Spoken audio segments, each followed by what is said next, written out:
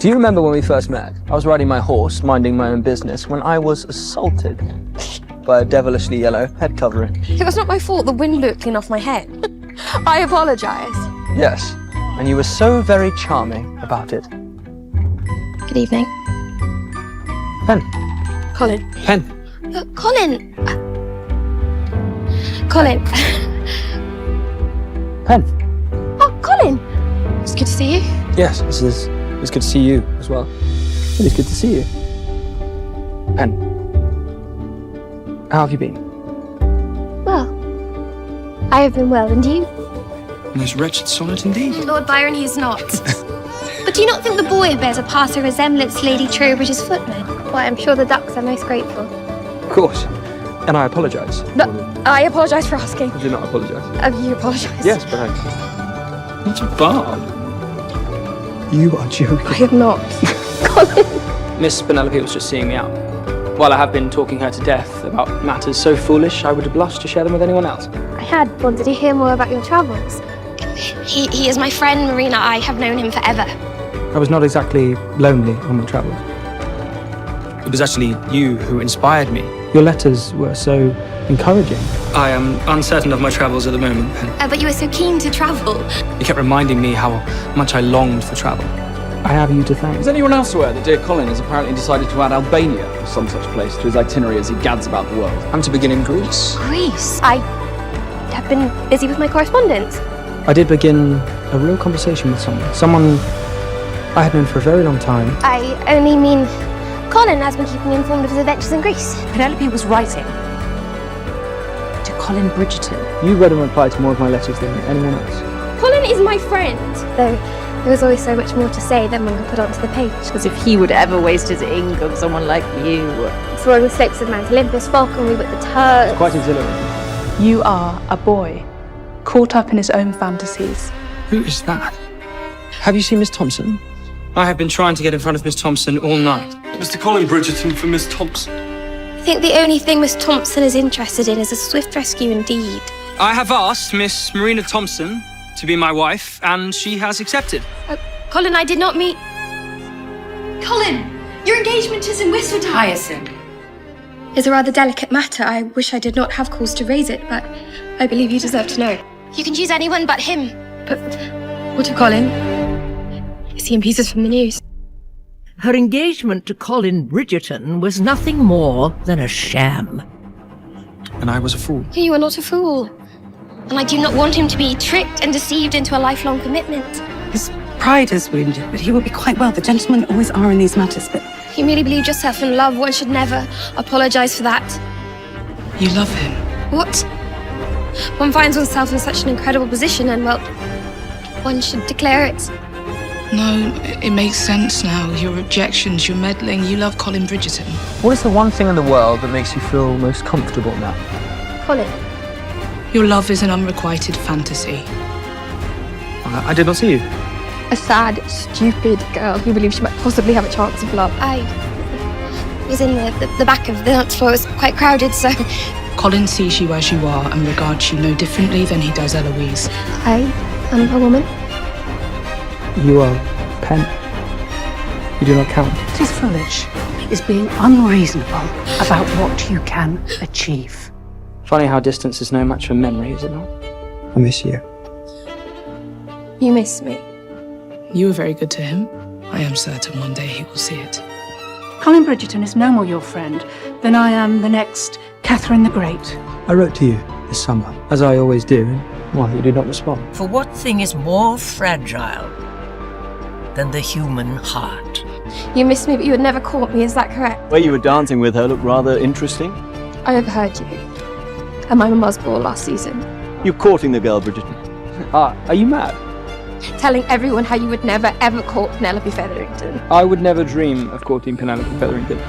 The ones we love have the power to inflict the greatest scars. Not in your wildest fantasies, Vi. Perhaps we should have thought this somewhere more private. Because I embarrass you. It pains me to see you upset. Then perhaps you should not have come. I am the laughingstock of the town, even when I changed my entire wardrobe. Mama would never allow me to wear a dress like this. Not yellow enough, I think. Penelope, I did not see you there. It is a pity you did not choose something sturdier. It just never occurred to me that you of all people could be so cruel. For some of us, the notice is very slight. No, will you please let us ride home in silence and leave me alone? I cannot. Please! I cannot. And I'm most certainly not ashamed of you, Pen. In truth, I brought this on myself. There is nothing more I want than to earn back the favour of the one person who has always truly made me feel appreciated. And when one chooses the heart over the head, often all reason goes out of the window. You are clever and warm. You have always been so constant and loyal. I do not believe I deserve such praise for my loyalty. You're my friend. I am proud to call you my very good friend. Your friend. Friends. You are special to me. As are you. To me. You do not need a chaperone. Spinsters do not need chaperones. You are not a spinster. Every year I pray I might finally feel that way amidst the marriage mart, and that comfort never materialises. I am in my 3rd year on the marriage mart with no prospects to show for it. What would you call that? If a husband is what you seek, let me help you. If you are to secure a match, you must engage in real life. Shall I pretend to flirt with the imaginary jealous? Me. You? You simply do not need to be taught. You already know how to do this. In fact, she seeks to take a husband this year. A husband. Your eyes. She's not seeking a husband in you, I hope. No, I'm only helping her find one. Most remarkable shade of blue. Yet somehow they shine even brighter when you are kind. It seems Colin is helping her look for a husband. Do you kiss me? Mr. Bridgerton, we were wondering why an eligible gentleman such as yourself would help a spinster find a husband. And I would never expect anything from you because of it, but I am nearly on the shelf and I have never been kissed, and I am not certain I ever will be. And while we knew Miss Featherington's marital prospects were slim at best, I could die tomorrow. You're not going to die tomorrow. But I could, and it would kill me. Especially someone who is so beyond hope of success. I do not wish to die without ever having been kissed. Lady Crane was right about you. If you would simply open your eyes to what is in front of you, then you might see there are those in your life you already make happy. And who would that be? What did she say? That you cared for me. You have Penelope. Thank you. Our relationship has taken shape so naturally over the years, one could take it for granted. Truly, it has felt like I have been absent years instead of months. That you would never forsake me. Come with me. I'm beginning to believe that now. You think highly of my family? I'm not in the habit of consorting with those I hold in low esteem. I cannot thank you enough for looking after us. I will always look after you, Penelope. Pen. She did not look well, did she? How dare you take advantage of these poor ladies, Featherington, without a father or a husband to protect them? I do not see a gentleman amongst us. No, I concur with you there. Excuse me. One must make a name for oneself. This life is to mean anything at all. A noble pursuit. Thank you. I am certain you will find your purpose one day. And you have a good deal of time and plentiful opportunities to make your mark. Were you reading that? No, I did not mean to. I'm sorry again for reading your writing. But you truly write so well. You're astonishing, Colin. Your writing is very good. You make it seem effortless, which is so difficult to do. I thought, if Penelope can see me this way, then surely I can too. Well, I wish very much for your happiness. Thank you. For all your kindness. I think Penelope is quite fortunate to have you as a friend. I hear Penelope may be getting a proposal tonight. That was rather quick. Colin, Lord Debling has shown an interest in me. If I secure a proposal, it will be because of you. Likely because of your help. Are they not all friends? The oldest of friends, really. All week I've watched you search for someone. You looking for someone, Miss Featherington? Is there a reason you like that window so much? I suppose I mostly just enjoy the view. But now I suspect you may have been searching for him for a very different reason. Ever since the Featheringtons moved in across the street. For the same reason you prefer your drawing room window and the view it affords out towards the house across the square. And the feelings between the two of you. Oh, do not tell me you're holding out for love. It is my business, because I care about you. I said I would help you find a husband, but I cannot stand by and watch you make a mistake. Because the scene you caused led him to believe you had feelings for me. An idea so preposterous, I do not know what to do besides laugh. Colin Bridgerton would never, ever have feelings for me, it is laughable to think as much. We are friends. Love is make-believe. It's only in your storybooks. But would you like it to be more? That is not a possibility. When I asked for your help in finding a husband, I did not realize that also meant you might try to deny me one as well. The only mistake was me ever asking for your help in the first place. I did not ask if it was a possibility. I asked if you would like it to be. What if I did have feelings for you? What? I seek you out at every social assembly because I know you will lift my spirits and make me see the world in ways I could not have imagined. When the tide of change turns, it can be sudden, fierce, and deadly. I have spent so long trying to feel less, trying to be the kind of man society expects me to be. As long as we are honest with ourselves and about our feelings, it is possible to do anything. But these past few weeks have been full of confounding feelings. Colin, we are friends. I've not been able to sleep, not been able to eat. Feelings like dreaming of you, and in fact, preferring sleep because that is where I might find you. In those moments alone, as my fingers trace freckles from the cheek to the collarbone, my entire thoughts consumed by... I'd very much like to be more than friends. You make me feel seen in ways I've never felt seen before. Are you? Or as I watch the way starlight dances across the skin, the way your hair cascades down your shoulder. You occupy my every thought. A feeling that is like torture. Firmness, your lips parted just so. The softness of your skin. But one which I cannot, will not, do not want to give up. You're so beautiful. You must tell me to stop if you do not wish for this. I do not wish for you to stop. There is nothing that compares to this. In fact, there's something I've been meaning to tell you for a very long time. Feelings for Penelope are not a thunderbolt from the sky. I've always loved you, Colin. Perhaps I have always felt something for her. Is it all right? That's perfect. Colin cares for me. For God's sake, Penelope Featherington, are you going to marry me or not?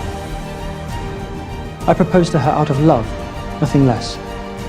You do not realise how much that meant to me. And were you not so narrowly concerned over your own standing, you might see that Penelope is the most eligible amongst you. No one has ever stood up for me like that. I look forward to our life together. I will always stand up for you. There is nowhere else I would rather be, because I love you. And to never taking a single day with you for granted. Even the years I pretended to be your friend, I was, but I loved you in secret. Are you sure? Everything I said to your mother is true. There is nothing in the world that makes me happier than being with you. I marvel at how one can feel such intimacy, but also such great distance. Does he know that you are Whistledown? He does not know, please. Oh, there is something I must tell you. I need to tell you something. Speaking of mysteries... Pages certainly report on the Viscountess's family with much indulgence indeed. Lady Whistledown has a good deal to say about you precious Bridgertons. I do not care what Lady Whistledown writes about me. You have been so angry with Whistledown. But ruining Miss Thompson, I mean Lady Crane, and then nearly ruining you last season. And until he knows the real you, he cannot possibly love you. I was going to tell him. At last, it will spell ruin for her family. Certainly any hope of marriage. Finally, the woman will get the consequences she deserves. Purpose? She'll set me free. Why tell him, when the better thing is for you to put down a pen? The type of venture that speaks not to who I am, but rather who I aim to be. You would like to know who Lady Whistledown is? I am she. Lady Whistledown is my name, not hers. To cater entirely to your husband, his dreams. What about my dreams? You read Whistledown. She is beastly to write such things about you. It's like we may face reality armed with our reveries. Do you have any idea who she might be? Sooner or later, she will be caught. It's not just gossip. Whistledown is power. But trust me, if I ever find out, I will make sure it is her life that is ruined. Our Lady Whistledown. Colin, Do not try to deny it. will you at least look at me? I blamed myself, as if I want to be worthy of you. Of course you are worthy. As if I was undeserving of your love. But he hates me for it. I realise how much damage I have done, and I am so sorry for it. But you are the one that is at fault. I will never forgive her. I will never forgive you.